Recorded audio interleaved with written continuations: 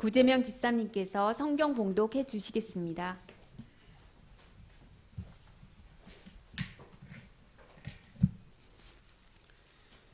오늘 하나님 말씀은 출애굽기 20장 22절부터 25절까지입니다. 제가 가진 성경은 112쪽입니다. 구약 112쪽. 봉독하겠습니다. 여호와께서 모세에게 이르시되 너는 이스라엘 자손에게 이같이 이르라. 내가 하늘로부터 너희에게 말하는 것을 너희 스스로 보았으니 너희는 나를 비겨서 은으로나 금으로나 너희를 위하여 신상을 만들지 말고 내게 토단을 쌓고 그 위에 내 양과 소로 내 번제와 화목제를 드리라. 내가 내 이름을 기념하게 하는 모든 곳에서 내게 임하여 복을 주리라. 내가 내게 돌로 제단을 쌓거든 다듬은 돌로 쌓지 말라. 내가 정으로 그것을 쪼면 부정하게 함이니라. 아멘.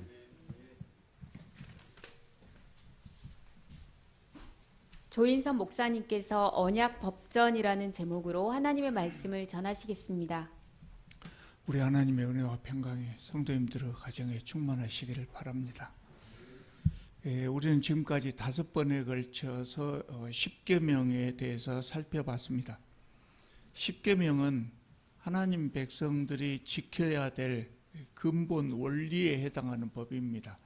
그래서 구체적이지 않습니다. 또 벌칙 조항도 없습니다. 그래서 하나님께서는 10계명에 이어서 세부적인 율법들을 우리에게 주셨습니다. 이 율법이 방금 우리 함께 읽었던 출애굽기 20장 마지막 부분에서부터 23장까지 4개 장에 걸쳐서 길게 나와 있는데요. 이 성경학자들은 이 율법을 언약법전이라고 부릅니다. 왜 언약법전이라고 부르냐면 우리가 10계명 공부하는 동안 여러분 잊어먹으셨을지도 모르겠습니다만은 지금 이스라엘 백성들의 상황이 뭐냐면 하나님께서 이스라엘 백성들하고 언약을 맺자 그랬어요. 그것을 혼인 비유로 말씀드렸죠. 그래서 하나님과 이스라엘 백성들이 혼인을 맺는데 이 10계명이나 이 언약 법전들이 혼인 서약문으로 비유할 수 있는 것이다. 그렇게 말씀드렸어요. 그래서 하나님께서 이런 말씀들을 이스라엘 백성들에게 이렇게 내놓는 겁니다. 너희들이 이렇게 할래? 이렇게 내놓는 겁니다. 이 말씀대로 너희들이 지키면 너희들은 내 백성이 되고 나는 너의 하나님이 되겠다. 지금 그 장면이에요. 아직 언약을 맺기 전이에요. 그래서 이 율법을 언약법전이라고 부르는 것입니다. 오늘은 이 언약법전에 대해서 말씀드리려고 하는데요. 이 언약법전의 법들은 세월이 많이 지났기 때문에 오늘 우리 시대에는 그대로 적용할 수 없는 것도 많이 있습니다. 그런데 이 법을 전체적으로 살펴보면 우리에게 중요한 하나님의 뜻을 보여주시거든요. 그것이 뭐냐면 하나님께서 우리가 세상을 변화시켜 가기를 원하시는데 세상을 어떻게 변화시킬 것이냐, 어떤 세상으로 만들 것이냐, 우리가 확장해야 될 하나님 나라는 어떤 나라가 돼야 하느냐, 이것을 보여주셔요. 이 언약법전을 통해서. 그래서 한 절 한 절 언약법전을 다 살피지 않고 전체적으로 중요한 부분, 우리에게 하나님의 뜻을 알려주는 중요한 부분만 골라서 살펴보려고 합니다.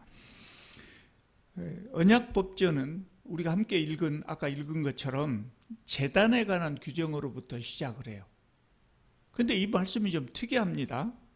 하나님께서 뭐라고 말씀하시냐면 제단을 쌓으려면 토단을 쌓으라겠어요. 토단이 뭡니까? 흙으로 쌓은 제단입니다. 토단을 쌓으라겠어요. 그리고 혹시 돌로 제단을 쌓으려면 돌을 다듬지 말고 자연석 그대로 쌓으라. 이렇게 말씀하셨어요. 좀 이상하지 않습니까? 토단이 좋습니까? 돌단이 좋습니까? 말할 것도 없이 돌단이 좋겠죠. 왜 돌단이 더 좋냐면 토단은요 비가 오면 허물어져 버립니다. 그 돌단이 좋습니다. 돌단을 쌓으려면 자연석으로 쌓는 것이 좋을까요? 아니면 잘 다듬어서 잘 맞추어서 이렇게 쌓는 것이 더 좋을까요? 더 말할 것도 없습니다. 지금이야 사람들이 기술이 좋아지고 그래서 쉽게 돌을 잘 다듬어서 모양 있게 이렇게 단을 만들 수 있어요. 그래서 오히려 우리 시대에는 자연석을 더 좋아하는 사람들도 많습니다. 근데 그때는 들에 널려 있는 것이 자연석이에요. 그리고 돌을 잘 다듬는다고 하는 것은 상당히 어려운 일이었단 말이죠. 그러니까 토단보다는 돌단이 좋고 돌단을 쌓을 때도 자연석보다는 잘 다듬는 것이 훨씬 좋은 재단이 되지요. 그런데 하나님께서는 거꾸로 말씀하셔요. 거꾸로 말씀하셔요. 왜 그랬을까요? 재단이 중요한 것이 아니라는 거예요. 재단이 중요한 것이 아니다. 그럼 뭐가 중요할까요? 예배가 중요하다. 예배가 중요하다. 재단이 중요한 것이 아니고 예배가 중요하다. 예배를 드리기 위해서 하나님께 제사를 드리기 위해서 지금 단을 쌓는 거거든요. 본질이 뭐냐? 예배다. 제단은 부차적인 것이라는 것이죠. 그래서 하나님께서는 내 이름을 기념하게 하는 모든 곳에서 내게 임하여 복을 주리라 이렇게 말씀하셨어요. 제단을 멋지게 잘 쌓으면 내가 너희들에게 복을 주겠다 그렇게 말씀하시지 않고 내 이름을 기념하게 하는 모든 것, 다시 말하자면 하나님께 예배드리는 모든 곳에서 내게 복을 주겠다 그렇게 말씀하셨어요. 그러니까 요새 말로 말하자면 뭐예요? 예배당보다 예배가 더 중요하다 그런 말씀이에요. 너무나 당연하죠. 예배가 본질이죠. 예배당은 그 예배를 드리기 위해서 필요한 것이기 때문에 부차적인 것이라는 거죠. 사람들은 이 너무나 당연한 것을 잘 몰라요. 그래서 옛날이나 지금이나 교회마다 할 수만 있다면 크고 아름다운 예배당을 세우려고 온 힘을 다합니다. 그리고 그거 해놓고 할 일 다 했다고 생각합니다. 할 일 다 했다고 생각하기보다 예배당 세우는데 온 힘을 다 해버려서 다른 데 일할 수가 없어요. 돈 다 써버리고 부채까지 안아가지고 헌금 걷어서 다른 데 사용할 돈이 없는 것이죠. 하나님은 화려한 예배당보다 하나님을 바르게 섬기는 것을 더 좋아하십니다. 바르게 예배드리고 말씀에 순종하고 소외된 이웃을 잘 보살피는 것이죠. 그리고 예배당은 부차적인 것이라는 것이죠. 사람들은 이 중요한 것을 모르고 예배당을 아름답게 짓는데 온 힘을 다하고 있단 말이죠. 우리는 설립 초기로부터 이런 정신을 받들기로 했어요. 그래서 여러분 앉아 계시는 이 의자가 다 중고예요. 우리 용봉동 교회를 설립할 때부터 필요한 부품들을 공짜로 얻을 수 있으면 공짜로 얻고 중고가 있으면 중고를 사고 어쩔 수 없으면 새 것을 사고 그랬던 것이죠. 우리가 하나님께 좋은 것을 드릴 줄 몰라서가 아니라 사실 우리 예배당이나 예배당에서 사용하는 이것들은 다 우리가 사용하는 것이잖아요. 그래서 우리를 위해서 사용하는 돈은 가능한 한 아껴서 그러면 헌금이 전략되고 그리고 그 헌금으로 보다 좋은 곳에 사용하자 그런 의미로 그렇게 했던 것입니다.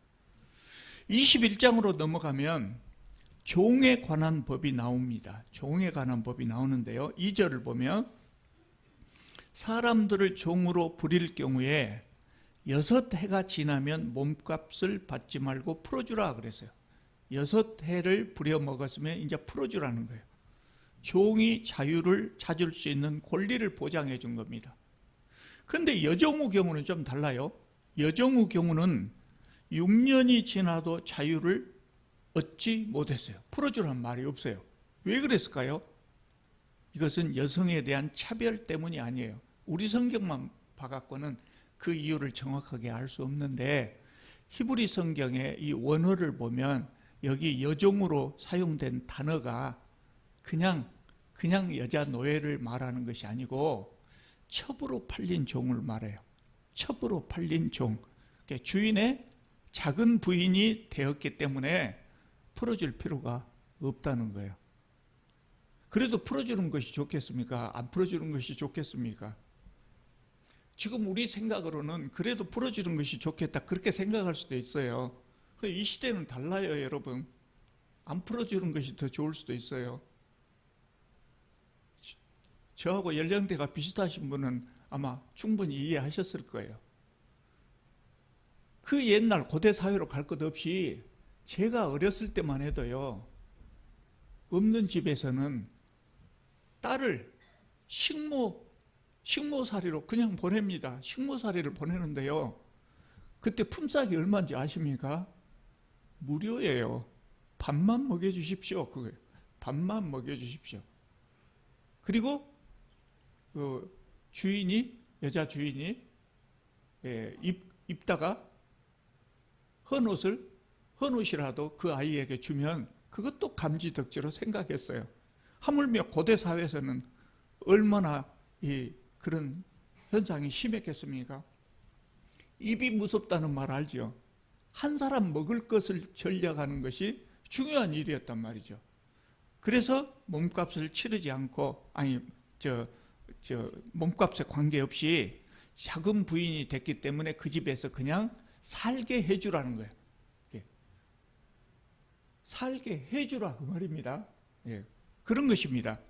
그런데 주인이 첩으로 데리고 살다가 싫어지면 여종은 집으로 돌아갈 수 있게 했어요.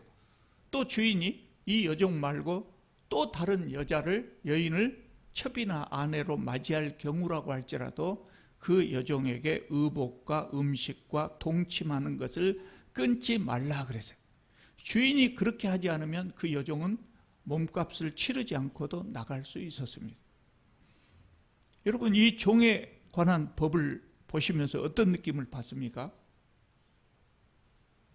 이 법은 주인에게 유리한 법입니까? 종에게 유리한 법입니까? 주인을 위한 법이 아니고 종을 위한 법이었다고 하는 것을 알 수 있어요. 다시 말해서 종을 통제하기 위한 법이 아니고 종의 권리를 보장해 주기 위한 법이었다, 그 말입니다.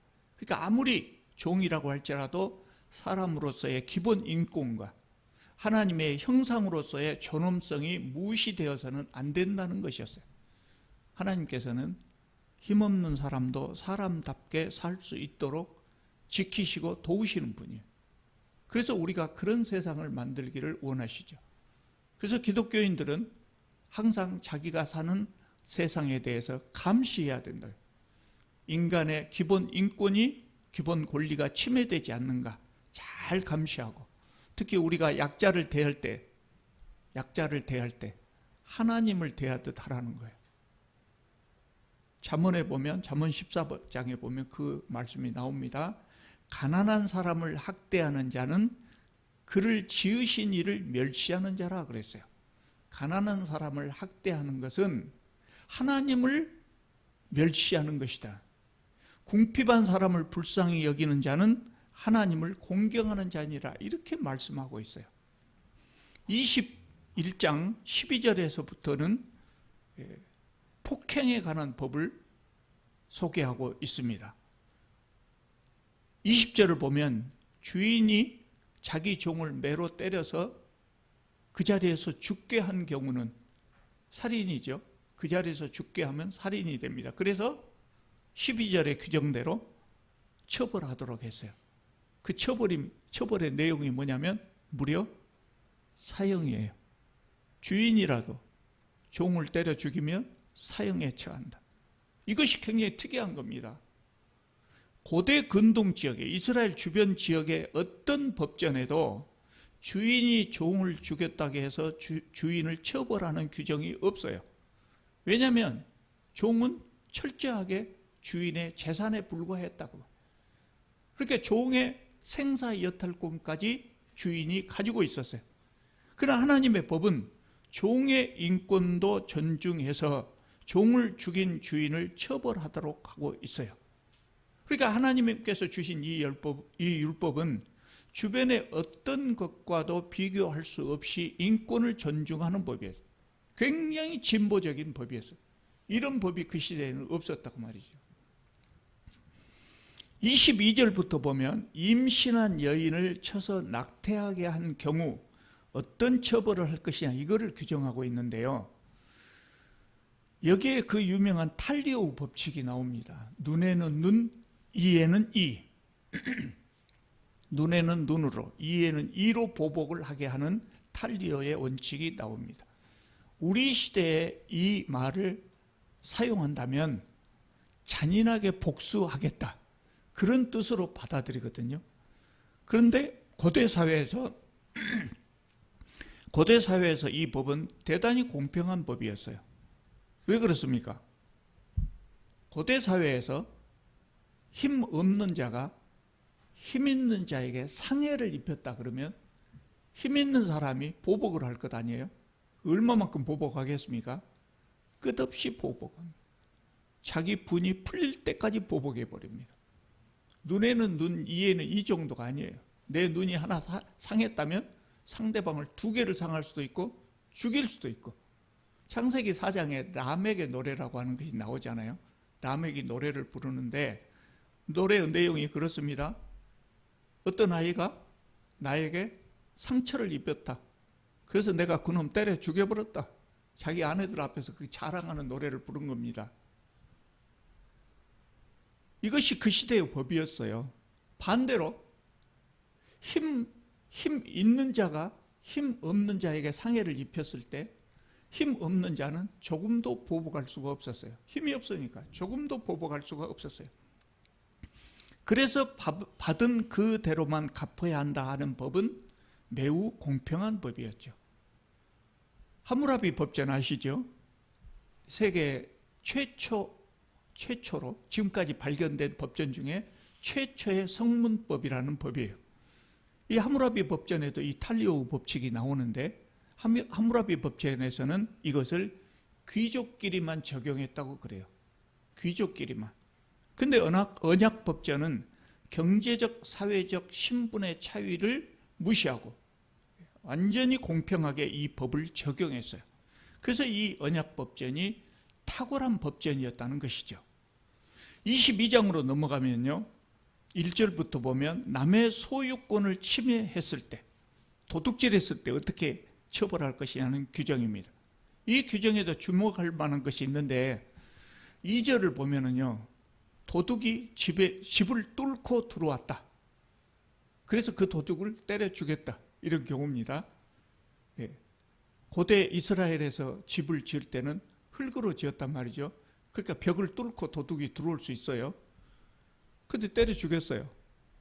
근데 그 시각이 밤중이었다 그러면 정당방위로 인정돼 가지고 면책이 됩니다. 근데 낮에 도둑을 때려 죽였다 그러면 그 사람은 벌을 받아야 했어요. 무슨 의미인가요? 도둑의 생명을 그 주인의 재산에 대한 소유권보다도 더 중요하게 여겼다 그겁니다. 오늘 우리 시대는 그거 당연하죠. 도둑이 물건 훔치러 들어왔다 해서 때려 죽이면 되겠습니까? 훨씬 처벌을 받는다 해도 훨씬 가벼운 처벌을 받죠. 그런데 옛날에는 그러지 않았어요. 함무라비 법전에 보면 도둑질하러 들어갔다는 그 사실만으로 사형을 시켰어요. 도둑질하러 들어갔다. 붙잡혔다. 사형. 말이 안 되지요. 근데요, 이 말이 안 되는 법은 이 법이 없어진 건 얼마 안 됐어요. 산업혁명 시대에 영국에서는 도둑질한 사람들을 사형시켰대요. 다 감옥에 다 가두기가 어려우니까 사형시켰대요. 말도 안 되는 일이죠. 그래서 사람들이 이게 너무 잔인하지 않냐고 사람들이 하도 뭐라고 하니까 영국 정부에서 경범죄자들은 다 모아가지고 사형시킬 수 없으니까 이거 모아가지고 저기 외딴 섬에 큰 섬에 유배시켰어요. 전부 그리 보내버렸어요. 범죄자들. 그 섬이 어딘지 압니까? 지금 섬이 아니고 대륙이에요. 호주예요. 그래서 호주라는 나라, 오스트레일리아라는 나라가 그렇게 해서 생겼대요. 그 말을 들으면 호주 사람들이 기분 나쁘게 생각할지 몰라도 호주 사람들은 범죄자들을 후회해요. 그러나 그 범죄라고 하는 것이 정말 악한 범죄가 아니고 먹을 것이 없어서 좀 남의 것을 좀 훔쳤다. 그래서 다 모아서 그리 보내버린 겁니다. 이 법이 없어지니까 그렇게 오래되지 않았어요. 근데 하나님께서는 사람의 생명을 더 소중히 여겼다. 재산의 소유권보다 인간의 생명권을 더 소중히 여겼다. 도둑이라고 할지라도 생명과 인권이 존중되어야 한다는 거예요. 이게 하나님의 법이었다는 거죠. 21절부터 27절까지는 사회적 약자에 대한 보호 규정을 설명하고 있어요. 여기서 사회적 약자라고 하면 여기 성경에는 이방 나그네, 과부, 고아 이런 사람들을 말하고 있어요. 당시에는 이 사람들이 사회적 약자의 대명사였거든요. 이방 나그네라고 하면 이스라엘에 와서 살고 있는 외국인들을 말해요. 외국인들은 이스라엘 땅에서 토지를 소유할 수가 없었어요. 또 이스라엘 사람들하고 동등한 법적 권리를 가질 수가 없었어요. 그러니까 이 사람들은 이스라엘 사람 중에 누가 보살펴주지 않으면 살기가 힘들었다는 거예요. 왜 살기가 힘드냐? 차별, 착취의 희생물이 될 수밖에 없었어요. 그 시대의 과부도 마찬가지입니다. 우리 시대의 과부는 불쌍한 사람들이 아닙니다. 여자들도 얼마든지 좋은 직업을 가질 수 있고 부모나 남편으로부터 상속권이 보장되고 그래서 재산도 소유할 수 있습니다. 또 요새 여성들이 남자들보다 훨씬 더 큰 능력을 가지고 있는 사람들이 있어서 일부러 결혼하지 않고 혼자 사는 여성들도 많이 있어요. 근데 고대 사회에서 여성들은 굉장히 불쌍했어요. 재산을 소유할 수 없었고 직업을 갖는 것이 불가능했고 그래서 우리가 룻기에서 보는 것처럼 과부가 되면 남의 집에 허드렛 일을 하거나 남의 밭에 가서 이삭 줍게 하는 것이 고작이었단 말이죠. 그래서 이 사람들은 이웃이 자비를 베풀어 주지 않으면 생존이 불가능했어요. 하나님께서는 이방 나그네와 과부와 고아를 학대하거나 압제하거나 해롭게 하면 반드시 벌하신다고 규정하고 있습니다. 또 25절을 보면 이자에 관한 규정이 나오거든요. 가난한 자에게 돈을 구워주면 이자를 받지 말라 그랬어요. 이자를 받지 말라. 이때 이 돈, 구워준 돈은 사업자금이 아닙니다. 사업자금은 이자 받을 수 있어요. 근데 가난한 자에게 돈을 구워줄 때 이자를 받지 말라 그랬어요. 가난한 사람이 먹을 것이 없어서 돈이나 곡식을 빌린 경우에 이자를 받지 말라. 구제 차원에서 이자를 받지 말라. 여러분 우리나라에서는 그 시대에 이자를 얼마나 받았을 것 같습니까? 이런 규정 없었죠. 그러니까 사업자금이 됐든지 먹고 살기 어려워서 돈을 빌렸든지 이자를 받았어요. 얼마 받았는지 혹시 기억나십니까? 우리 이장로님은 기억나시라는 이장로님도 시골에 사셨으니까 기억나실지 모르겠어요. 제가 그 시대에 이자가 몇 퍼센트나 되는가 조사해보지는 않았습니다. 근데 제가 어렸을 때 제 기억으로 봄에 춘궁기에 보릿고개 때 먹을 것이 없어요. 그럼 농사 짓는 사람은 어디 가겠습니까? 이웃에 좀 잘 사는 사람한테 가서 곡식을 빌려요. 쌀 한 마를 빌려요. 그러면 가을에 추수해가지고 얼마를 갚은지 아십니까? 2마를 갚았어요. 두 배로 갚았어요. 제가 어렸을 때만 해도 그랬어요. 이자가 몇 퍼센트예요? 100%예요. 1년도 안 돼서 100% 이자를 받았어요. 근데 하나님께서는 무려 지금부터 3000년 전에 이렇게 자비로운 법을 이스라엘 사람들에게 주셨어요. 그러니까 하나님께서는 사회적 약자를 얼마나 사랑하시는가를 알 수 있어요. 또 26절을 보면 이웃의 겉옷을 담보로 잡았을 경우 해가 지기 전에 돌려주라고 그랬어요.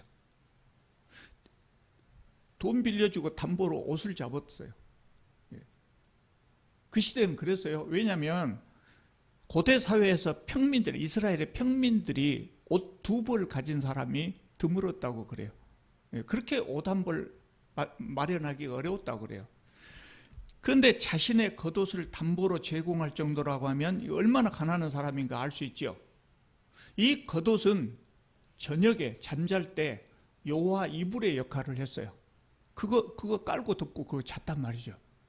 그러니까 담보로 맡겨버리고 그 옷을 옷 없이 밤을 지내려면 추위에 떨어야 했단 말이죠. 그래서 해가 지기 전에 이 옷을 돌려주라는 것입니다. 그러니까 이자를 받지 말라는 규정이나 해지기 전에 겉옷을 돌려주라고 하는 규정은 채권자에게 유리합니까? 채무자에게 유리합니까? 당연히 채무자를 위한 법이었어요. 그 채권자의 재산 소유권보다 채무자의 생존권을 더 중요하게 여기는 법이었다고 말입니다. 재물보다 사람을 더 귀히 여기는 정신을 보여주는 것입니다. 그래서 우리는 기독교인이기 때문에 세상을 바꾸어 나가야 하는데 어떻게 바꾸어 나가야 되겠습니까? 이 뜻을 받들어서 재물보다 사람을 소중히 여기는 그런 사회, 사회적 약자가 억압받지 않는 그런 사회를 만들어야 한다는 겁니다. 23장으로 넘어가 보겠습니다. 공정한 재판에 관한 규정이 나옵니다. 특히 9절을 보면 너는 이방 나그네를 압제하지 말라, 이 말씀이 또 나옵니다. 앞에 22장 21절에도 나왔어요. 너는 이방 나그네를 압제하지 말며 그들을 학대하지 말라, 이 말씀이 있었는데 여기 23장에도 또 나와 있어요. 왜 두 번 나왔냐면 앞에 22장에서는 일반적인 모든 상황에서 이방 나그네를 억압하지 말라는 의미예요. 그리고 여기 23장에서는 재판할 때도 이방 나그네들을 불리하게 재판하지 말라는 규정이에요. 이스라엘 사람들은요, 세계에서 최고로 선민의식이 강한 사람들이에요. 자존감이 굉장히 높은 민족들이에요. 근데 그런 사람들을 향해서 하나님께서는 이방인들을 억압하지 말고 학대하지 말고 불리하게 하지 말라고 말씀하셨어요. 중요한 의미가 있죠. 저는 이 말씀이 오늘 우리 시대에 우리나라 사람들이 특히 유념해야 될 말씀이라고 생각해요. 왜냐? 우리 이익을 위해서, 우리 이익을 위해서 필요한 말씀이라고 생각해요. 우리나라 경제가 성장하고 상당히 살기 좋은 나라가 됐어요.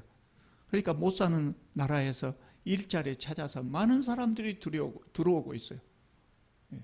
그래서 제가 자료를 찾아보니까 최근에 자료는 없고 코로나 직전에 자료를 보니까 합법적으로 취업해서 우리나라에서 일하고 있는 외국인 노동자가 57만 명이라고 그래요.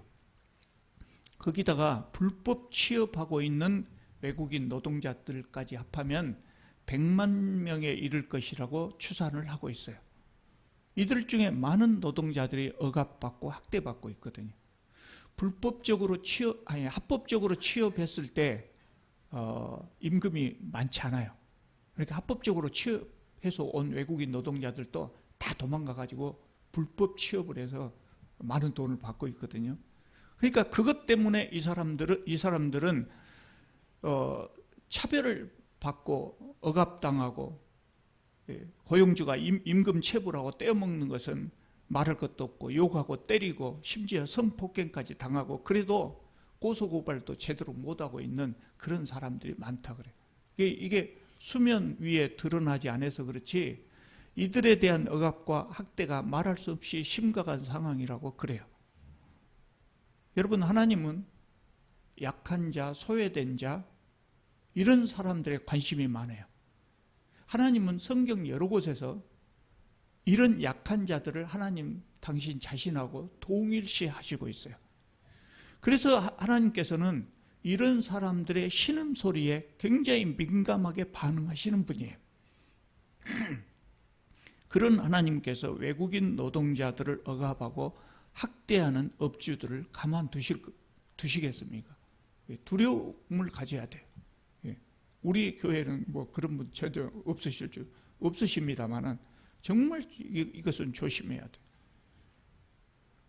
제가 이것을 우리나라 사람들이 우리 자신들을 위해서 이거를 잘 봐야 한다는 이유가 뭐냐면 우리나라는 출산율이 엄청나게 감소하고 있어요. 출산율이 감소한다고 하는 것은 당연히 노동력 감소로 이어지고 있죠. 그래서 어떤 사람들은 머지않아서 한반도에 사람이 사라질 것이라고 이야기해요. 통계적으로 보면 그렇습니다. 통계적으로 볼 때는 그렇지만, 그래서 현재로서 유일한 해결책이 뭐냐? 이민을 받아들이는 것이라고 해요. 일본은 우리보다 더 심각하지요. 그래서 일본 사람들은 이미 이민청을 만들고 적어도 제도에 있어서는 이 부분에서 한국을 앞질렀다고 하는 평가가 나오고 있어요. 여러분, 일본 사람이 어떤 사람들입니까? 아직도 아날로그 시대를 살고 있는 사람들이에요. 코로나 시대에 코로나 걸린 사람들 집계를 팩스로 한 사람들이에요. 그런데 이 부분은 우리보다 훨씬 더 앞서 나가고 있어요. 그러나 우리는 아직도 외국인 노동자들을 차별을 넘어서 학대하고 있다. 여러분, 우리가 역사를 공부하는 이유가 뭐입니까? 우리가 더 나은 세상을 만들기 위해서 역사를 공부하거든요. 로마가 그토록 오랜 세월 동안 강대국이 될 수 있었던 이유가 아마 여러 가지 있겠죠. 근데 그 중요한 이유 중에 하나가 뭐냐면 다른 민족을 차별하지 않아요. 다른 민족을 차별하지 않아요. 로마가 정복한 나라들 중에서 어느 나라 사람들이든지 로마에 반란만 일으키지 않으면 평등한 권리를 줬다고 합니다. 심지어 이방인 출신 중에서 로마의 황제가 된 사람도 있었어요. 그래서 어떤 나라들은 자원에서 로마의 속국이 되기도 했다고 말이에요.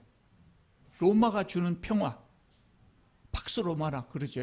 로마가 주는 평화, 로마라고 하는 강대국의 울타리 안에서 평화롭게 살고 싶었기 때문에 그냥 자원에서 로마의 속국이 되기도 했단 말이죠. 인류 역사에서 외국인들에게 관용을 베풀어서 같은 국민으로 수용한 나라들은 모두 강한 나라가 되었어요. 그러나 그것을 수용하지 못한 나라들은 일시적으로 강한 나라가 됐더라도 오래지 않아서 다시 무너지고 말았어요. 나는 우리 조선조의 역사를 볼 때 막 화가 나요. 화가 나. 만주에 많은 우리 조선 사람들이 가서 살았고, 또 함경북도 지역에 절반 이상은 여진, 말갈 이런 사람들이 와서 살았어요. 대마도에 사는 사람들도 조선에 복속하기를 그렇게 원했어요. 근데 밀어내거든요, 조선에서는. 너희들은 우리하고 다른 사람들은 밀어내거든요. 밀어내. 그렇게 나라가 커질 수가 없죠. 여러분, 이제 세계는 국경이 없습니다. 우리가 가지 못할 나라가 없고 살지 못할 나라가 없어요. 근데 우리는 외국에 나가서 살면서 외국인이 우리나라에 들어와서 사는 것을 차별해서는 되겠습니까? 이것은 하나님의 뜻에 어긋날 뿐만 아니라 우리나라 국익에도 도움이 되지 않아요. 국익에도 도움이 되지 않습니다. 여러분, 우리는 이 땅에 사는 외국인들의 선한 이웃이 되기를 바랍니다. 언약법전 대충 이 정도 살펴봤는데요. 여러분, 무엇을 느끼셨는지 모르겠어요. 하나님은 이 말씀들을 살펴보면요, 하나님은 우리가 모든 사람들이 평등한 사회, 하나님께서 주시는 복을 함께 나누는 사회, 그리고 사회적 약자들도 차별받지 않는 그런 사회를 이루기를 원하십니다. 그것을 우리는 하나님 나라라고 합니다. 우리는 이 언약법전의 정신을 받들어서 하나님 나라, 아름다운 하나님 나라를 이 땅 위에 확장해 나갈 수 있기를 바랍니다. 기도드리겠습니다. 거룩하신 하나님, 저희들에게 십계명과 언약법전을 주셔서 감사합니다. 저희들이 이 율법에 담긴 하나님의 깊은 뜻을 받들어 능력 있게 세상을 변화시켜 나갈 수 있게 하여 주시옵소서. 정의로운 주님의 나라를 확장하고 예수 그리스도의 사랑을 실천하고자 합니다. 저희들을 도와주시옵소서. 예수님의 이름으로 기도드립니다. 아멘.